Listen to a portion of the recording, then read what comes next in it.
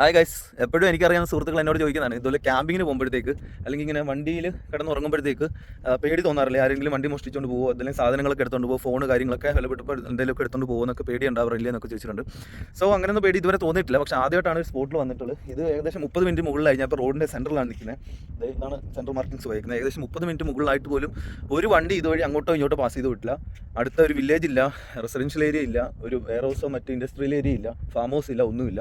ഒരു വിജനമായ ഒരു സ്ഥലം, ഏതോ ഒരു സ്ഥലം. ഓക്കെ, ഇവിടെ ഒരു ലേഡീസ് വിൻഡോ എന്ന് പറഞ്ഞ ഒരു സ്ഥലത്താണ് വന്നിരിക്കുന്നത്. അപ്പോൾ അത് ആക്ച്വലി സൺസെറ്റിനാണ് പ്രാധാന്യമുള്ളത്. അപ്പോൾ സൺസെറ്റ് കാണണമെങ്കിൽ നാളെ രാത്രി അല്ലെങ്കിൽ വൈകുന്നേരം വരെ നിൽക്കേണ്ടി വരും. സോ ഇനിയിപ്പോൾ ഇവിടം വരെ വന്നതുകൊണ്ട് മാത്രം സൺറൈസ് കണ്ടിട്ട് അങ്ങ് പോകാൻ തീരുമാനിച്ചു. അപ്പോൾ എന്തായാലും ഇന്നിവിടെ സ്റ്റേ ചെയ്തിട്ട് കുക്കിംഗ് ഒന്നും ചെയ്യുന്നില്ല. ജസ്റ്റ് റെഡി ടു ഈറ്റ് ഫുഡുണ്ട്, അത് കഴിച്ചിട്ട് കിടന്നുറങ്ങാമെന്ന് കരുതി.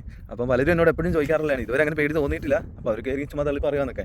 സോ ഇതാണ് ആദ്യമായിട്ടുള്ളൊരു സ്പോട്ട്, അല്ലെങ്കിൽ ഒരു ഹോണ്ടഡ്, ഒരു ഹൊറർ പ്ലേസ്, ഒരു പേടി തോന്നുന്നൊരു സ്ഥലം ഇന്നവരെ വന്നതിൽ വെച്ച്.